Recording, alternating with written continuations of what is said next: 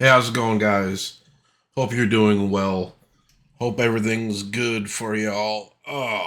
This is a video. It's gonna be a little bit more serious. This is something I've wanted to talk about for a while, and I just it took me a little while to write the script. This is something I kind of carefully wrote. I took my time with it, and not gonna be cracking too many jokes. Maybe a couple here and there, but I don't think people watch my channel for the comedy. But yeah, I'm just gonna get into it. 10 years ago, I dealt with some very severe mental health issues that wound up forcing me to stay at a mental health facility for a few days. While I was there, the doctors diagnosed me with bipolar disorder. I don't know what triggered my episode, but needless to say, it was pretty terrifying. It was fucked up. I might get into like the experience of it and like the sensations I felt and just kind of where my mind was, or rather like what it was like. But it's hard for me to remember a lot of that stuff. A lot of it I've kind of just forgotten about. A lot of it's just a blur because I was literally out of my mind. But looking back earlier, before I was diagnosed, like in my teens and early 20s, I remembered all my crazy manic and depressive moments and how they affected my family and friends before my diagnosis. I would be happy and in good spirits one moment, and the next I was punching holes in the wall. It was hard for me to maintain friendships, and relationships were a struggle, to say the least. People didn't know what version of me they were getting or what would set me off. I scared the people closest to me back then, and I feel guilty about not confronting my condition earlier. And this is just some tips. I don't know. I don't want to be like giving like advice because I'm not a health care professional. This is just how I deal with it myself. If you've been diagnosed with bipolar disorder, you feel like maybe you have some advice, you can leave a comment down below if you've heard something. Maybe you're in therapy or whatnot. But speaking of therapy, I know a lot of people scoff at the notion of therapy, especially men. And I do think that a lot of people think of it as like a cure all for everyone when it's not needed in a lot of cases. It's easy to see people's behavior and assume that they need some form of psychiatric help. I mean, just look at the way people act online, look at like politics, Twitter. And I've seen more than a few instances of people telling others they need therapy as this kind of own, like it's like a certain thing people just say to one another. I think it's kind of cringe, actually. They just kind of throw it out like words like incel or commie or whatever. But I do think that kind of fosters like an unserious attitude around therapy, and I do think it's a good thing. It's a good, helpful thing if you go into it with a good mind. But in my instance, therapy would have definitely saved me a lot of trouble if I had been man enough to admit I needed help and was actually able to tear down my walls and speak to someone honestly about my thoughts and feelings. I might have avoided a breakdown. If I could have come to that conclusion earlier, I would have saved myself a lot of heartache and a lot of frustration. But I didn't know I really needed it. I just thought I'm just having these weird mood swings. I didn't really take any of it serious. I didn't think it was like a serious signal that I had some underlying medical issues, some mental issues. The thing is, I didn't know that I needed that kind of help. There's a lot of stigma surrounding that sort of thing when I was growing up, but thankfully these days people seem more open to discussing it. Personally, I think that a good deal of male frustration and anger could warrant therapy or some other form of mental assistance. Male loneliness and mental health struggles are big issues that a lot of people hand wave away. Guys feel ignored these days, and women do too. A lot of people do. People of all genders and whatnot. We feel our issues aren't being taken seriously and that no one cares. There's not a good place to discuss these sort of things as social media platforms are occupied by strangers with no social obligation to be nice to you or to care about your problems. I see people pouring out their souls online just to be insulted, and I really wish that kind of thing would stop. I see people admit to stuff you couldn't get out of me on Guantanamo Bay. It's just you can't treat like Twitter or these online spaces like a therapy session. It's really not a good place to trauma dump this kind of stuff. Granted, I understand a lot of people feel like they have no one in their lives they can talk to, so they feel they have to go online to talk to somebody, even if it's a person thousands of miles away who they'll never meet or even know the real name of. I wish there were more positive places people could talk about their feelings, but it's the internet. Despite all the attempts to regulate it, it's still a haven for assholes and sociopaths.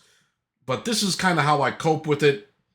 You know, um, I do recommend speaking to an actual professional, not just some fat dipshit on YouTube.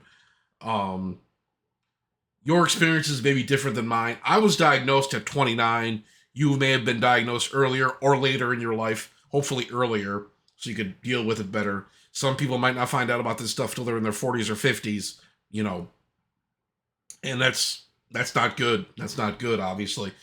But I want to I think therapy could be a good thing. People sneer at it, but you have to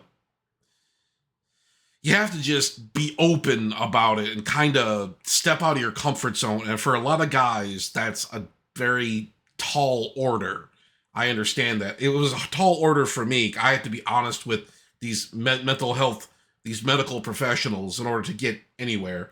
But some tips I learned there, basically, just talking it out and kind of discovering some of this stuff. But it's just one thing I've gotten good at doing, and it's taken me years to get to this point, is recognizing when I'm in one of my stages, be it a manic stage or a depressive stage. I strive to be on an even keel, and it's difficult some days. I feel so hyperactive, I feel energized, and it's almost too much. My energy goes everywhere. I feel like I might have ADHD. I can't focus on anything. I start one thing and I can't finish it because something else distracts me. Sometimes I crack jokes and start acting goofy, and for the most part, people can laugh. But sometimes they just seem kind of annoyed. Like, can't this guy shut the fuck up? I kind of have this manic energy going on, and it's hard to contain this. But now I'm more self-aware of it, and I realize I'm doing it. And if I can stop what I'm doing, talk myself back down. I kind of just sit in silence if I can. Like if I'm at work, it's hard to because there's a lot of noise going around, people talking, machines running, whatnot. But I get my earbuds in, listen to some ambient music, listen to something calming, and I just have some affirmations, just simple stuff. And I do the same thing when I'm in a depressive mood, and I can recognize okay, I'm bummed out. What caused this? What triggered this? But first, I say stop, slow down. It's gonna be all right. You're gonna be all right. Things are fine. Things are okay. And I think about the positive things in my life. My job, which I have issues with sometimes, but who doesn't? I have friends and family who care about me. I have my health for the most part. You know, um, I I'm at peace with myself. I've come to like myself and like spending time alone. It took me a while to get there. It takes some people a lifetime to achieve that. Some people never do. I take a step back and I breathe. I kind of just, you know, and a lot of it is what you consume. Whether it's food or it's tweets or YouTube videos or movies or whatever, it can have an effect on you as well. Sometimes my manic episodes are triggered when I drink too much caffeine, which is something I've been cutting down on as best I can. I'm really trying to avoid energy drinks and stuff, but some days it's hard. You're dragging ass. You got to have I get a sugar-free Red Bull or one of those Celsius cans. Those usually do the trick, but I also have cut down on alcohol pretty seriously because that can trigger a depressive kind of mood. It can kind of lead that way. And some days I feel like after a hard night of work or something stressful happening, I would need a beer. And I didn't want it to become a crutch. I know some guys that are in 12-step programs, they really struggled with it. I was never really a problem drinker. I could knock them back, but I don't drink nearly as much. I have one beer every couple weeks. It's I used to review beer on this channel. Look at my old videos from a couple of years ago. That's done now. If you're a fan of that, I'm sorry. But the same thing when you eat junk food or smoke cigarettes or stuff like that, and you feel guilty about smoking it. You're just like, why did I eat this? Why did I spend $13 on a Wendy's combo? Why did I spend money on a pack of smokes cost $11? Why do I spend this money? Why am I eating this shit, smoking this shit? Why am I doing this to myself? and you worry about the money you're spending and the damage you're doing to your body, and you just kind of start spiraling. You're just like blah. And sometimes you see like negative stuff, kind of, you know, well, other stuff you consume, it affects your mood in a way. And I have to really be careful about that. But I'll talk more about that later. But it's just the things you put in your body and your mind kind of affect you in a way. And you have to be really careful and be self aware and like conscious of the kind of things you do on a daily basis that can trigger these emotions in you. But I've been eating healthier and going to the gym. That's part of it.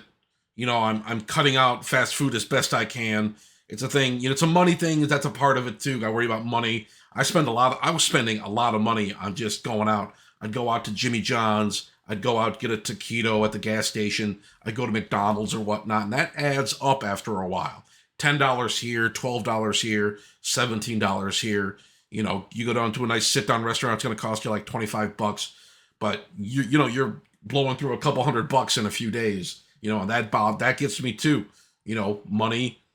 You got to be smart with the money. You just got to be. That's a big trigger for a lot of people. And this is just like good advice.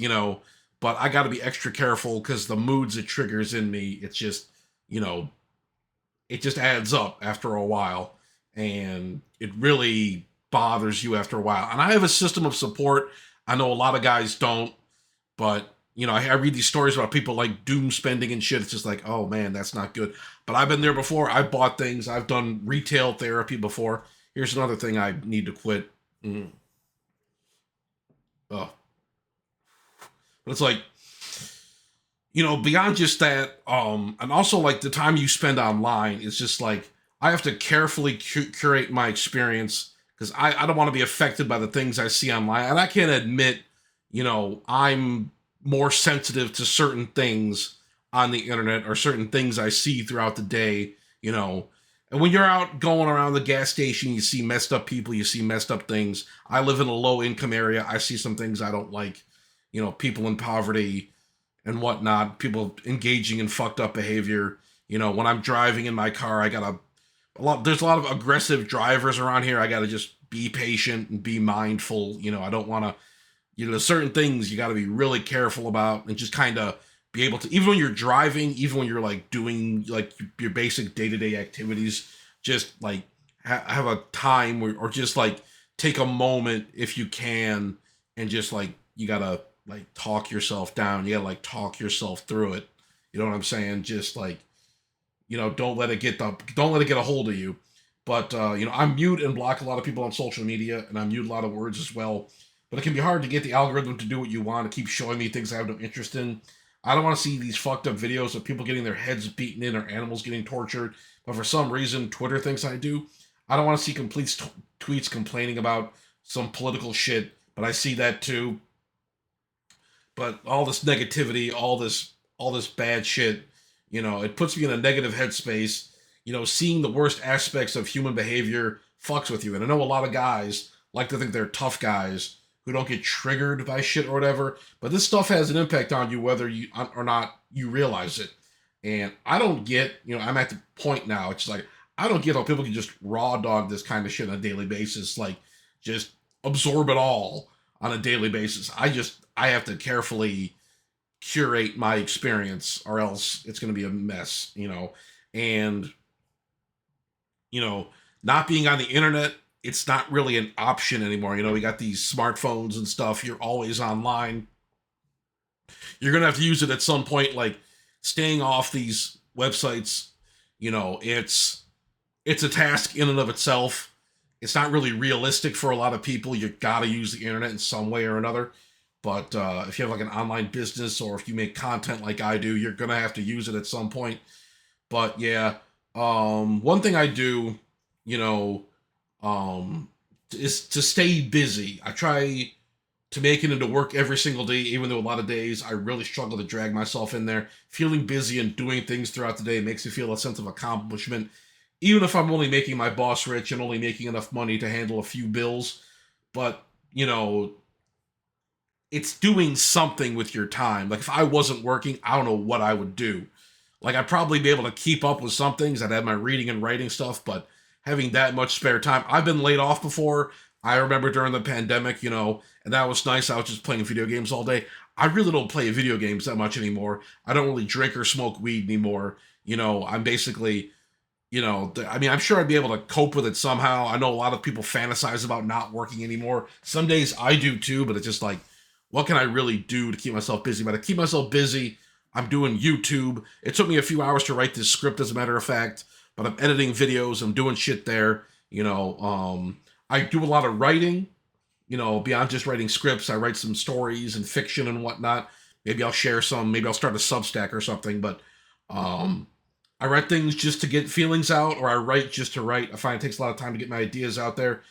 Um, but when I'm researching stuff, to putting in a story, I'm drinking my coffee. I feel like Kurt Vonnegut. I feel like one of these guys. I feel really creative, even if nobody ever reads anything I've written. But beyond that, the important thing is I'm staying busy. Whether I'm writing a few pages or reading a few pages from a book I pick up when I have 10 other books I'm in the middle of reading, you know, I go to the library, I make it there. I think I talked about this before. I go there on the weekends, I pick some stuff out and just chill and read in one of the comfy chairs. Or, I go to the gym. I try to make it to the gym, every other day, work out different groups of muscles, arms, legs, shoulders, what have you. Um, I got like a workout plan from a buddy. I've been taking protein shakes. I've been doing some research on this stuff, looking up some exercises. I don't really have the space to work out at home, so I'm kind of dependent on the gym.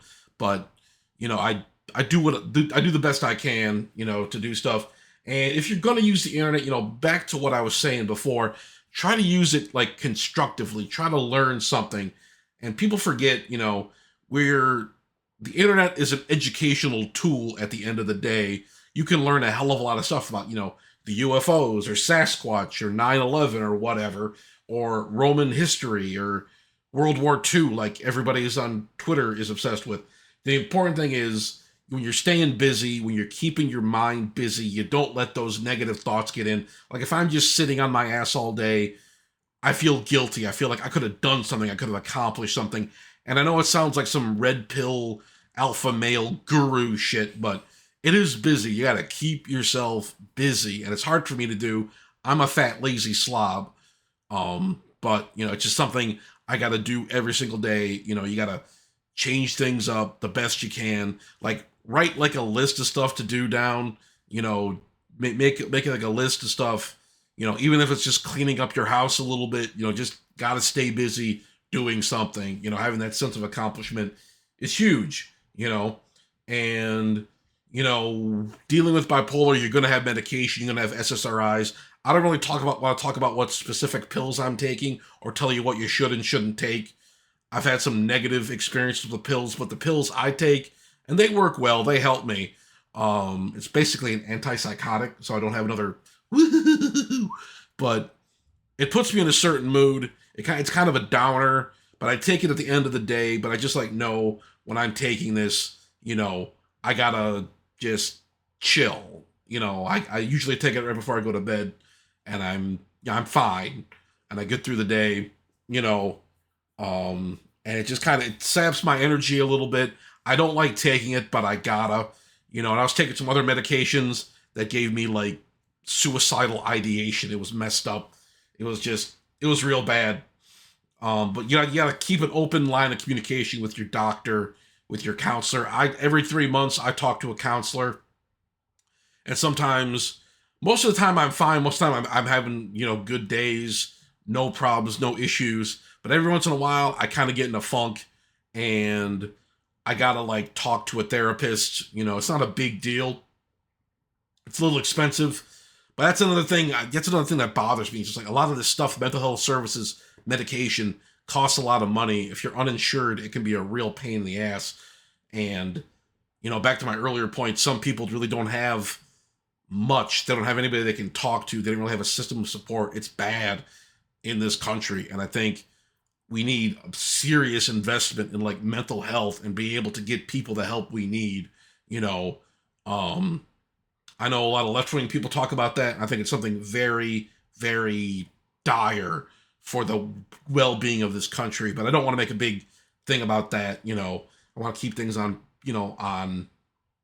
on track as best I can. And I'm rambling a little bit, but yeah, what I do is sometimes I write down my feelings, like going back to my writing earlier, just how I'm feeling in the moment, just some things that are bugging me. I write some stuff down, and like I'm able to kind of, sometimes I can talk myself down from it, like I said earlier before. Sometimes I can just work out the issue in my head and realize, oh, it's stupid to be worried about this, or maybe I should spend a little bit of time focusing on this just to get it clear in my head, get a clear image of it. But I talk to the therapist. It's good to have a third party, someone kind of neutral, someone who will shoot you straight. Because sometimes, you talk to your family and friends, which is good. It's good to have people in your life you can talk to about stuff, but they're just not equipped to handle this kind of shit. Like, I was experiencing severe depression for a long time. I needed medication. I had some real dark, fucked up thoughts, and I really needed help to get brought back, to step back from the edge. And this is just, I just be recognizing when you're at that stage and being like, okay, I gotta talk to somebody about this shit. Because when you're in that mood, you have like no energy, and my moods aren't that severe anymore. Sometimes I get a little bummed out. Sometimes I get a little manic, but the medication I take keeps that in check. And knowing I can call my counselor and talk with them, that's a huge help. And having other people I can kind of talk about maybe some less serious things with. But you need to have like a good outlet to talk about this kind of stuff, to let off this steam, because you don't want to let it just fester. That's what I did. I let all this stuff fester until it boiled over and I wound up in a mental hospital. You don't want to do that shit. Hey, it's going to cost you, it cost me for a 6-day stay with insurance. It cost me $6,000. Took me 3 years to pay that off. But, it's, you got $6,000 laying around? I don't think so. Most people probably don't. If you're watching this, you may not. I don't know. I don't want to make any judgments on my audience's money. But people need, and I think that goes back to like using the internet. You have to have like some kind of place where you can discuss your innermost thoughts. But sometimes people just you say some shitty things. People just boost that stuff, or they just like reassure you. They're reinforcing shitty behavior and shitty beliefs. What do you do with that? Do you have to like regulate speech on the internet? Good fucking luck. But you just gotta be mature enough to realize, hey, I'm having some fucked up thoughts. I'm having a tough time here. I can't be, you gotta you step out of your comfort zone and stuff. And you don't want to be like sissy, goofy, whatever, with like, oh, I want to talk about my feelings. I want to be sensitive and gay and shit. Just like, you kind of have to get that out of your mind. You got to step back away from that and just be like, okay, I'm a dude. I'm asking for help. There's nothing wrong with that. Because you don't want to, it could turn into something really bad. You could hurt yourself. You could hurt somebody else. But you got to take this shit seriously. You got to be careful with the kind of stuff not only you put into your body, but also what you watch, what you absorb through your mind. You got to be conscious about it. You got to be careful about it. You got to just stay on it.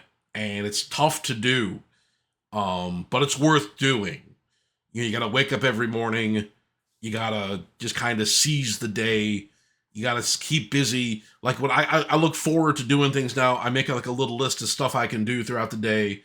I keep it on my phone, a little note app on my phone, and I get up, I check the phone, I get some coffee in me, get some breakfast in me, I'm feeling good, I'm ready to attack the day, and, I got some ideas of what I want to do. I can go to the gym, I could do some writing, I could do some reading, I can watch some educational stuff on YouTube, I can fuck around, I can make some YouTube content, I can do some research for this or that, edit a video together, make whatever. But, write some ideas down. I got a lot of ideas. I got a lot of stuff. I've got like 30 pages of script here. There's a lot of stuff on here I haven't made videos about yet, but it's just stuff to write down, And don't like wall yourself off. don't put it in your head that nobody cares, because people do care.